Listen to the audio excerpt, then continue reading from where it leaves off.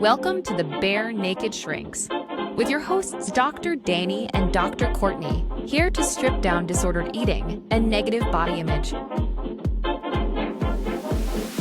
Hi, we would love to welcome our guest, Ali Zlatar, who has a PhD in health and creative arts. She is also an artist and advocate and the founder of Starving Artist. Happy to have you, Ali. Well, thank you guys, and thank you for having me here. So excited you're here.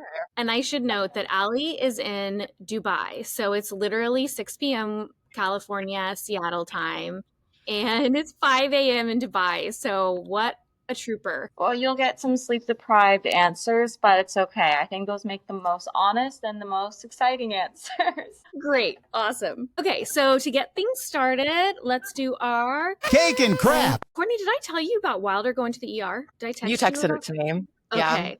Yeah. Okay, so my son is 9 and his name is Wilder, and he is very appropriately named. He was playing soccer in the yard and he decided to climb on a fence post. It's like a metal cylinder, okay, that's been sawed off, and it's about 3.5, 4 feet tall.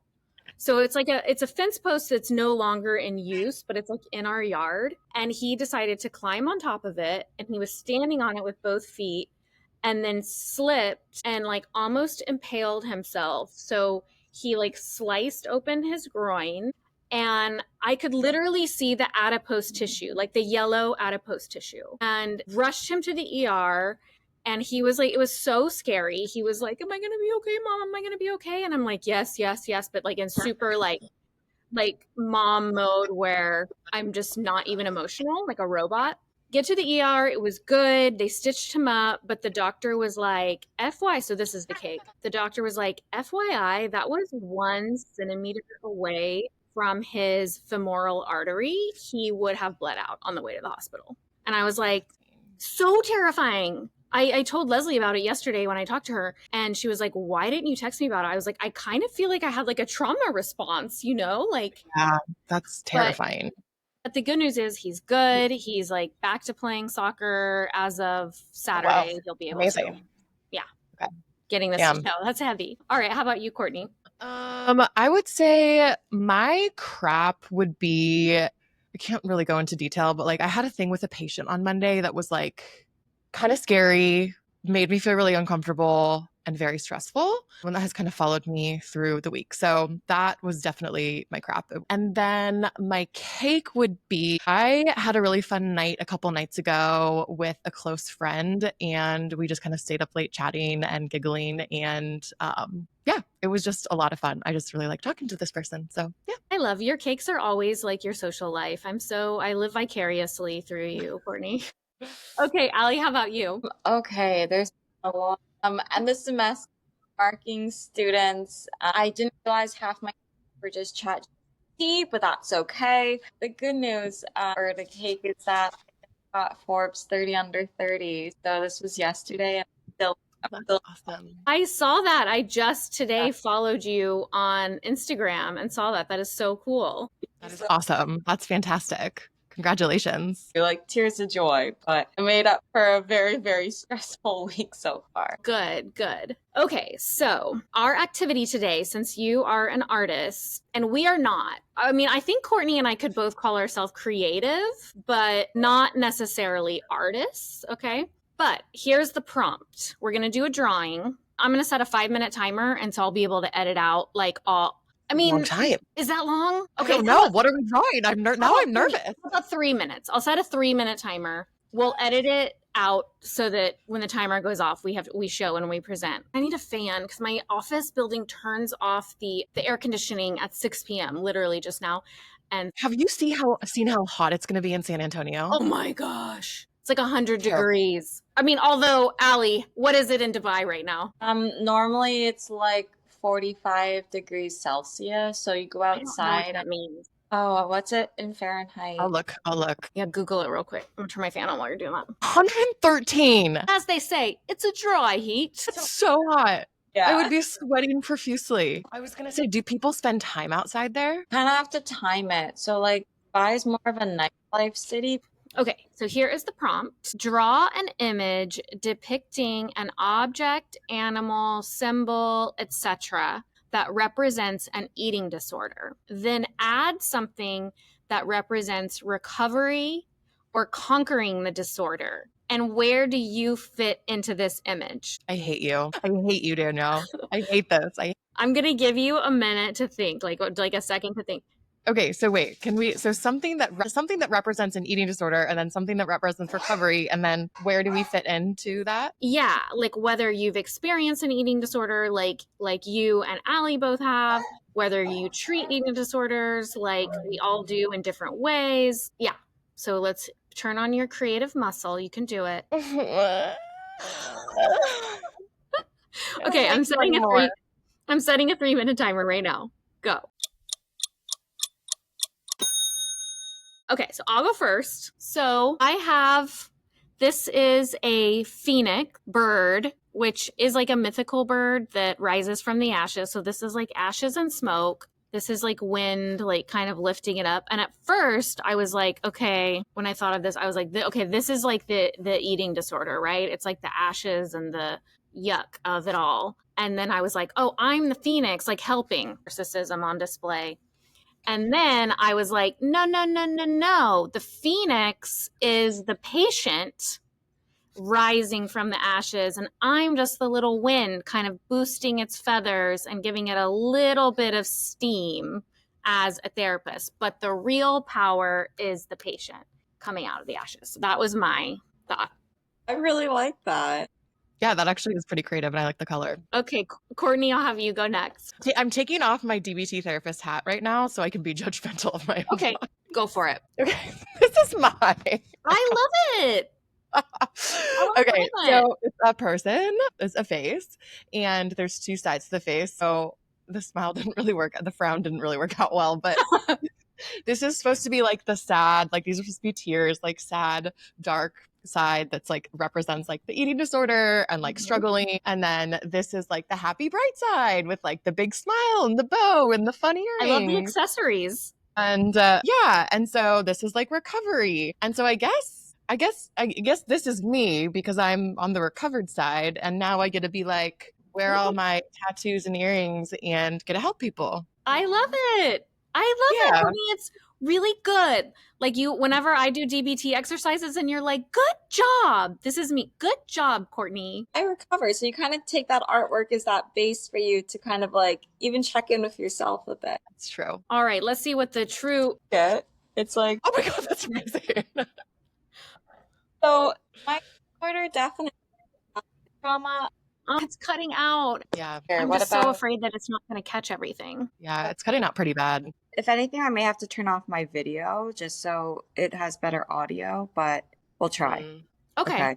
At least show us, at least on video, show us your little artworks. Oh yeah, so this is my teddy bear. Her name's Pink. So she's definitely like, you know, whenever you check in with your younger self, you see the good and the bad. And then the recovery part of me is the cake, because cake was like the food that I didn't allow myself for so long. But now I'm at a point where I'm like, I can finally just enjoy it. So it's like kind of healing that inner child. So it's just, yeah, a little well-rounded piece. And then I'm like little bows and forks and knives because I had time. Love that. And the fact that you drew that like beautiful detailed drawing in 3 minutes is so cool. Yeah, so Allie, we might just have you turn your video off. Yeah, let's blame the UAE's internet right now. Yeah. Okay. All right, so let's get into the educational portion of the day, where Allie is going to talk to us about religiosity and eating disorders. Losing my religion.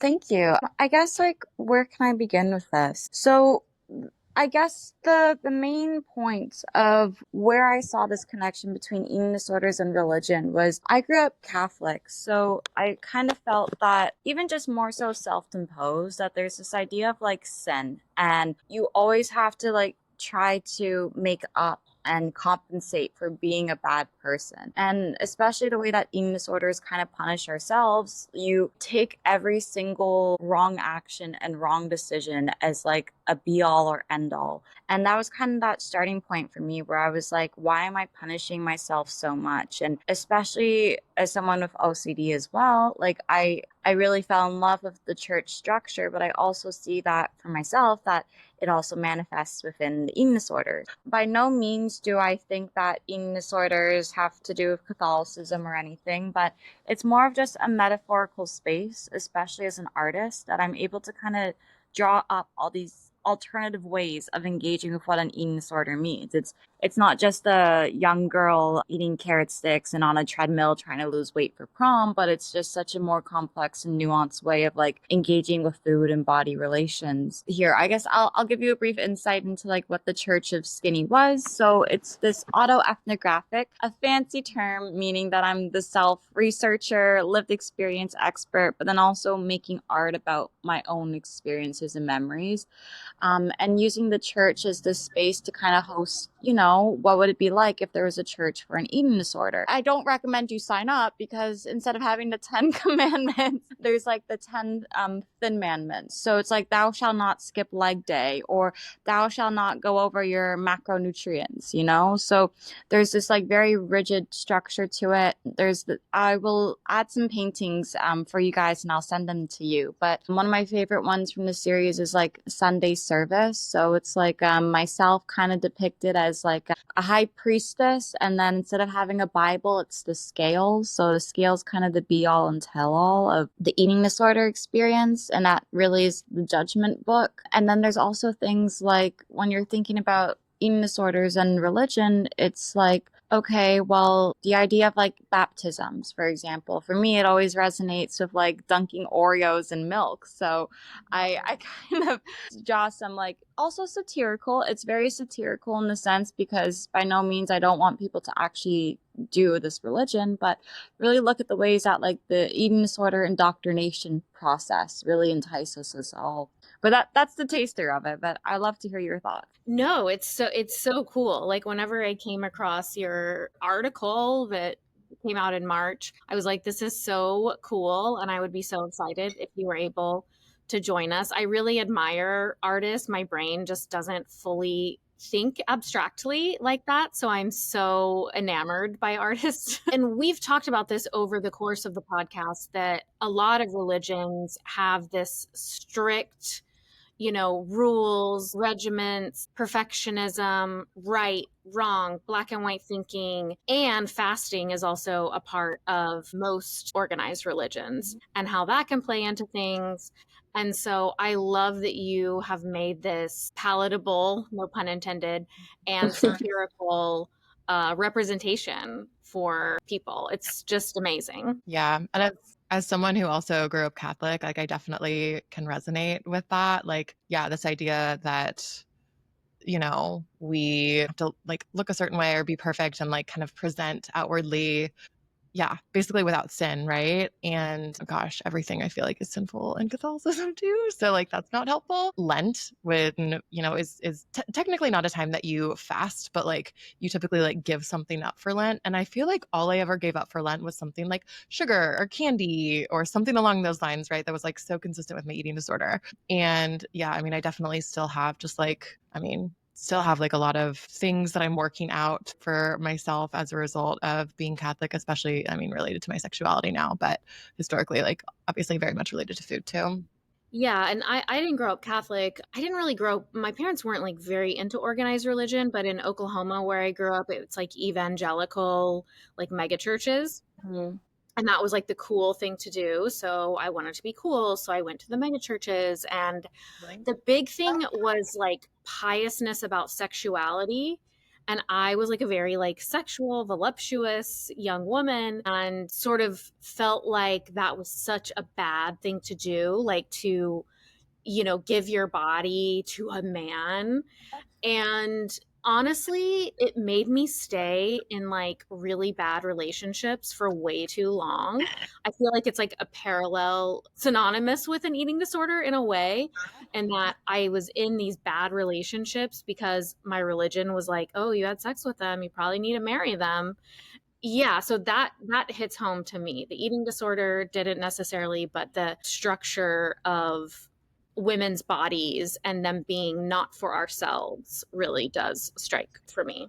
So I'm also going to send you guys one of my paintings because your relationship, you can interpret this artwork through religion, but it's called Bones and Flesh. And essentially it's myself, like almost like dancing in love, like very close eyes with like a skeleton and a very like dark silhouette atmosphere. And then there's another painting in the series that the skeleton's like right on top of me and you kind of obstruct the self. So whether it's an eating disorder, you fall in love with this idea, the companionship of like the comfort of it.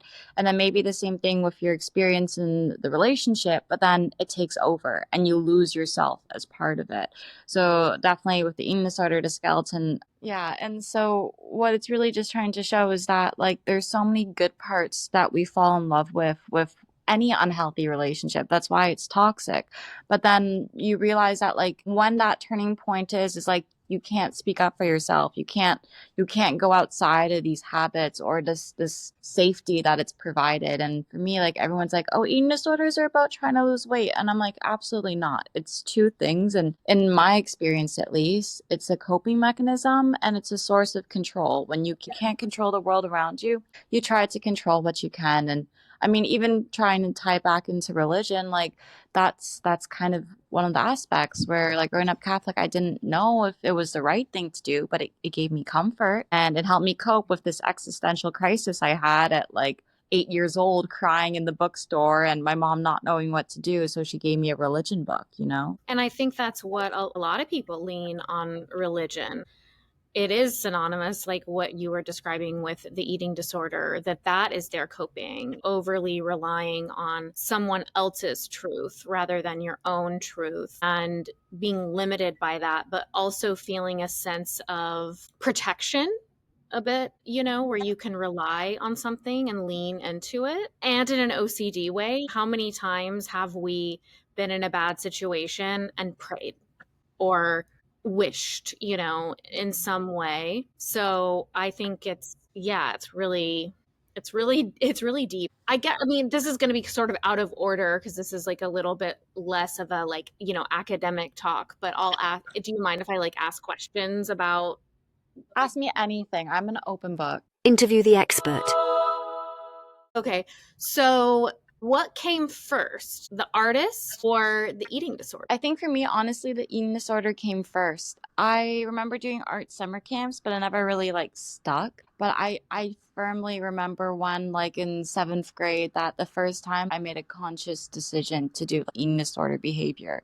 And for me, there was this girl, we were friends, but we weren't like, she was my best friend and all this like seventh grade drama. And then she stopped being my friend and she was skinnier than me. And I'm like, well, I was taking laxatives because I had a horrible digestion system, and I was like, what about if I take more of them to lose weight? And so then from there, I realized that it never left. Where my love for art kind of began end of high school, beginning of university, when I was like, what do I want to do with my life? And so I think that maybe kind of helped in a way because I'm not the eating disorder, but using art as this way to be like, wait a minute, Allie, what are these experiences you're going through? And art for me is just like, especially with the way that I use art, I do this thing called memoryscapes where you kind of take a memory and then whether it's something small like eating just a random lunch or going out for a walk. And then like I kind of abstract them into these glimpses behind the curtain. So one work for me is called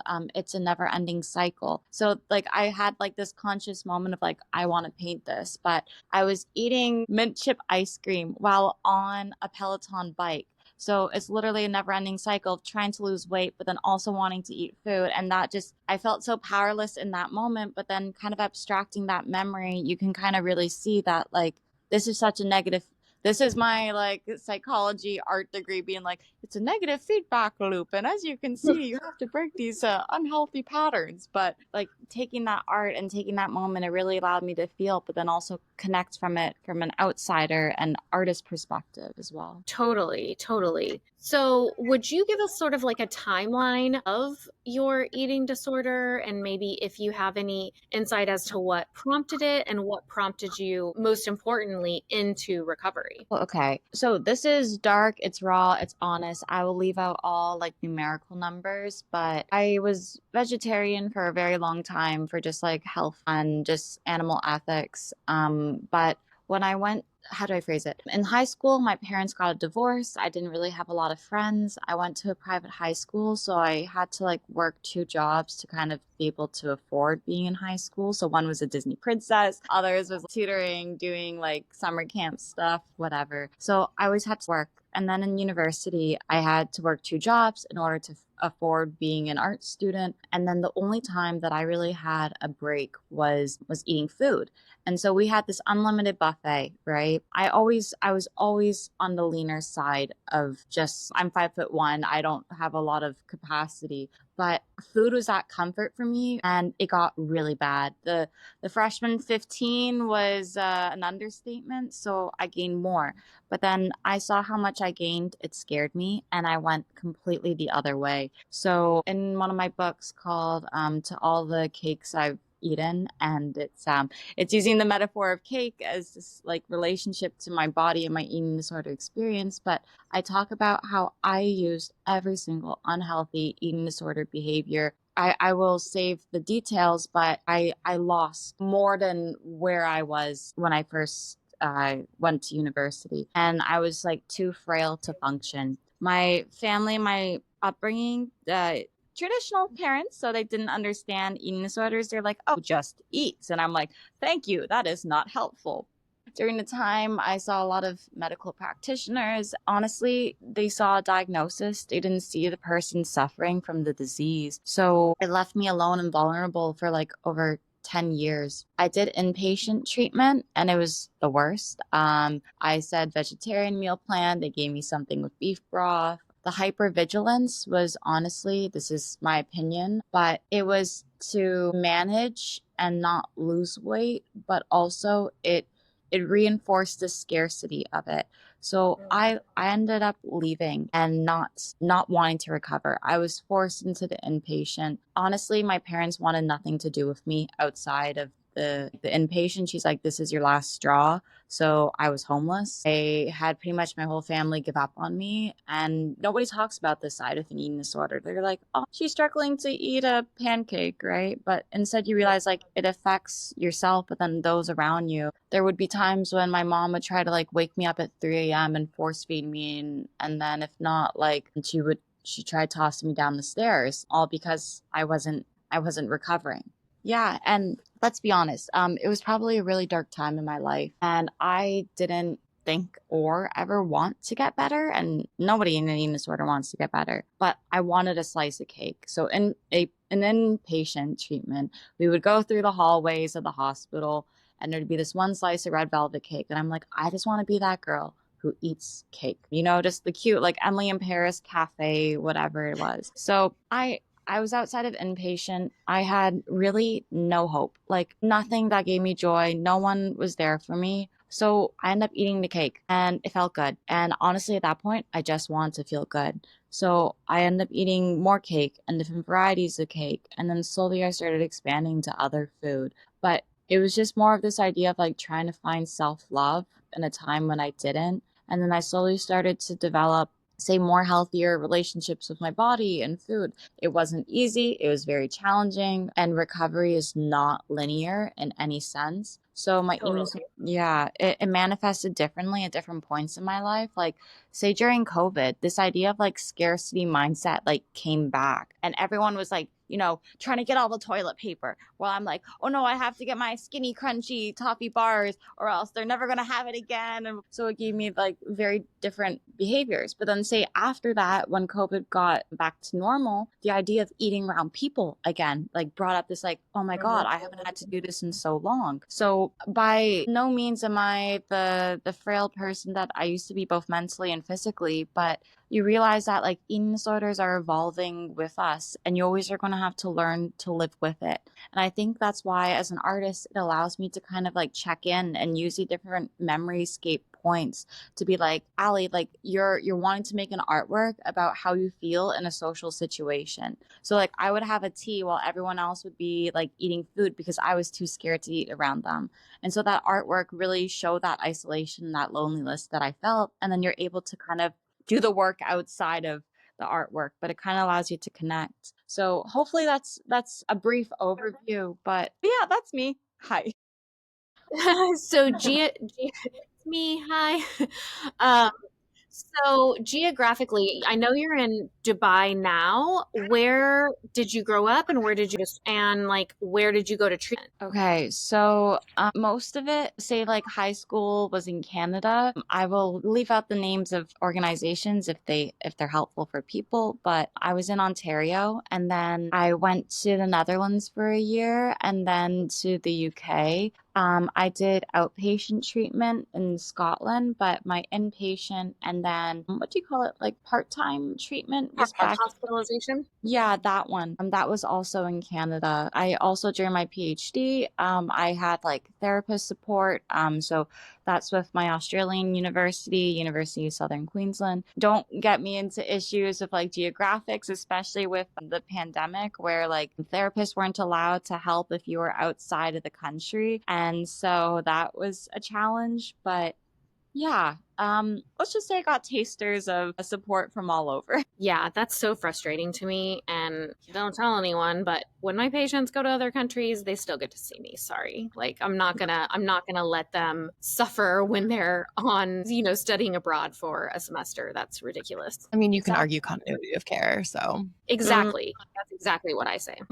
Okay, so then when did you and how did you kind of make the foray into art and activism? So I studied in my undergrad visual art. My health got really bad, so I did the final year at home. So then when I went to doing my master's in Scotland, I was very much at this like transitional place, but I wanted to do an exhibition on eating disorders because that's the art that I was making. And my program was curatorial studies in contemporary art. So I was like, hey, I'm shouting out into the void. I make art about eating disorders. Does anyone else make art about eating disorders? Maybe like 5 people to make an exhibition. But I had like over 200 people that wanted to Wow. make.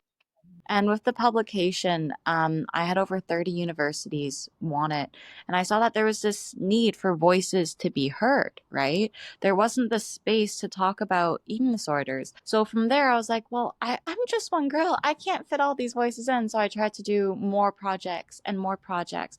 And I realized that the Starving Artist wasn't just that one time exhibition, but it can actually be this tool to really connect people. And definitely because what do you call it? I'm stubborn. I want people to be raw and honest. And very traditional museums are like, no, no, no, we're not going to show you the gory stuff, or we're not going to show you the things that make you want to cry. And I'm like, no, we need a space to talk about that because I didn't see my voice heard. I was looking for eating disorder art and I didn't see anything. I saw like, the self-love and body recovery, but I'm like, but that wasn't my experience. And I want people to see even not just my voice, but so many others. Like, how would a queer South Asian person in their 60s have an eating disorder experience? Because there wasn't a space for that, especially within art.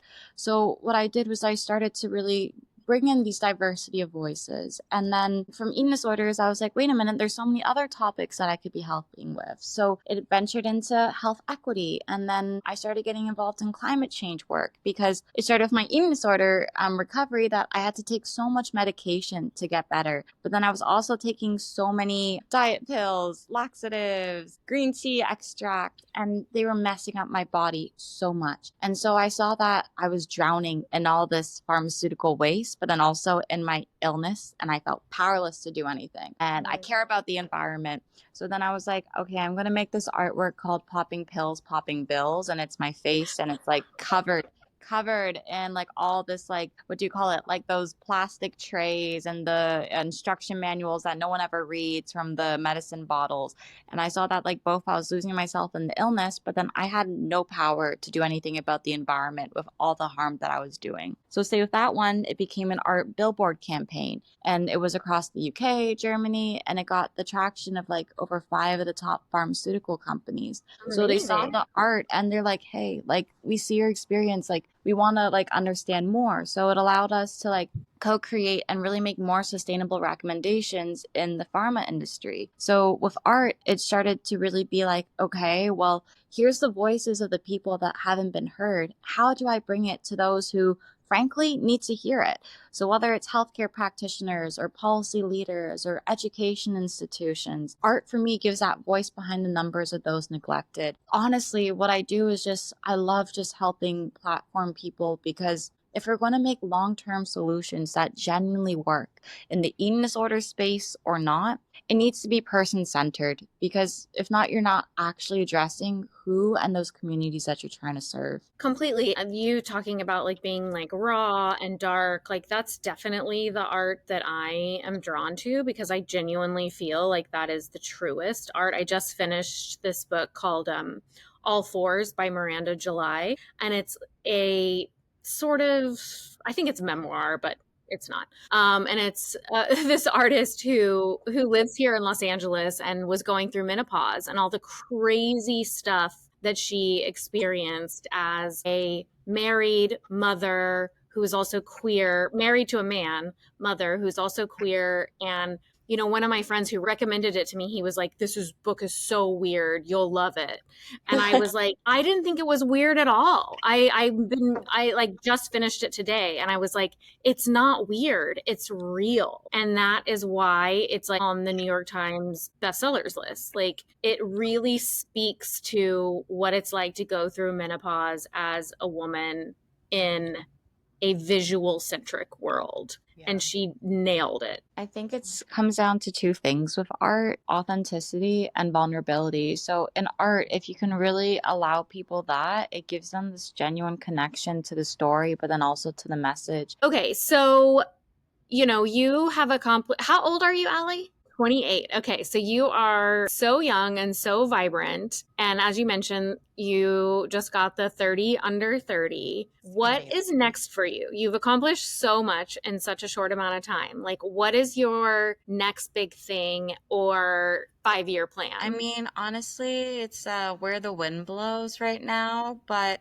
two main things: definitely doing more research on art, especially within eating disorders, but then also translating it into more real world tools. So I have art-based reflection cards that are for therapists, but then also for patients and people to do together or by themselves. So essentially, like, the cards are a prompt on the front. And for me, so much of eating disorder inpatient was lack of intersectionality. So like one of the cards would be like, how does your relationship with your family impact your eating disorder? So that is the prompt. And then people would make any artwork that they want. So whether it be poetry, body movement, photography. And so once they make the artwork, then they have 3 reflective questions that they respond to. So you can use these cards by yourself, or you can do it like, say, a son and a mom, or you can do it like in a group setting. Really, there was often like these traditional models that really need some more diversity of ways to engage with eating disorders, because when it's just calorie counting and inpatient, I didn't feel like it actually understood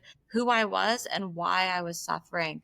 And then, especially with the cards, it's supposed to be done at different points in your life. Maybe when something is triggering you right now, use that artwork as this tool to process, reflect, even just escape. Right? So really trying to implement those and other art-based models into eating disorder care, but then also looking more at like, how can we have more policy recommendations that support more patient-centeredness? In many countries where I've been based, mental health care is definitely not the forefront. So trying to advocate for that more. Ideally, professor by day, art activist by night, my Batman alter ego life. But those are the main things. Yeah, if I can just do more of helping people, that is the ultimate goal. I love it. And I also like very much believe in like people being brought into your life or you finding people. And I legit want to work with you, Allie. Like, I have so many ideas about what you're talking about and how to bring it to therapy, and even like making like an app where people can like access these things. Like, I'm so inspired by you. So we will have to talk offline about that.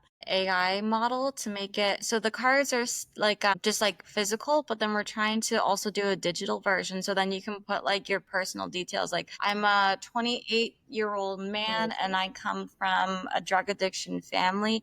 My eating disorder is blank, so I want to really make an artwork about this. Can you help me guide on the process? So yes, long story short, I would love to collaborate with you guys both outside of this. Yes, amazing. We both love treating eating disorders, and I do think we're at this precipice of new and innovative things. Actually, the Eating Disorders Conference is like technology and innovation in eating Yeah. disorders. That's what the conference we're going to in like a week and a half. I would love to, but funding is always the catch. Right.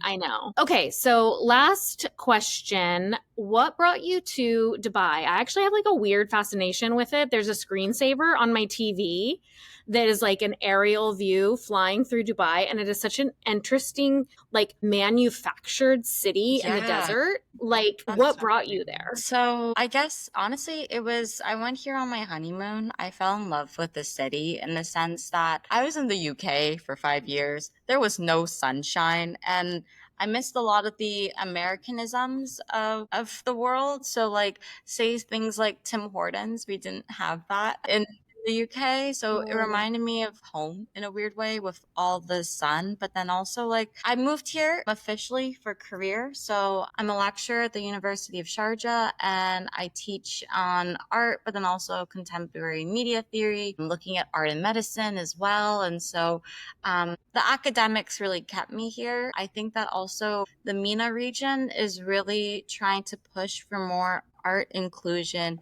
I'm really trying to platform more voices, and especially in arts, when a lot of countries in the world are pulling back on funding. It's always art and sports. These are the first ones to get cut back the budgets. Here, there's actually this push for more, and so it's at a very pivotal time when I can make change here. So it's something that I'm really trying to make the most of. That and getting a tan for the first time in many, many years. I love it. Okay, well, do you have any homework? Work it, y'all. Okay, I'm going to be selfish, but in the best way possible because it helps connect to other artists. Check out The Starving Artists. I think there's a lot of really amazing voices projects that we're doing, and I would love for you guys to have a look. But then also, I would really like for you guys to just try maybe doing an art task, like whether it's the one that we did today or one for just like an escapism. Do something creative for you. Yeah. I love it. That's perfect. I was hoping you would give something like that. Well, thank you so much. I know we've had a lot of technical difficulties, but I really appreciate you being with us on the early morning in Dubai. And we're definitely going to stay in touch with you. Love talking with you. And stay tuned for our next episode, All My Friends, where Courtney and I are going to be together in real life in San Antonio, Texas, at the International Conference on Eating Disorders. So stay tuned. Thank you. Bye. Bye. Thanks for tuning in. Remember to rate, review, and subscribe. See y'all next time.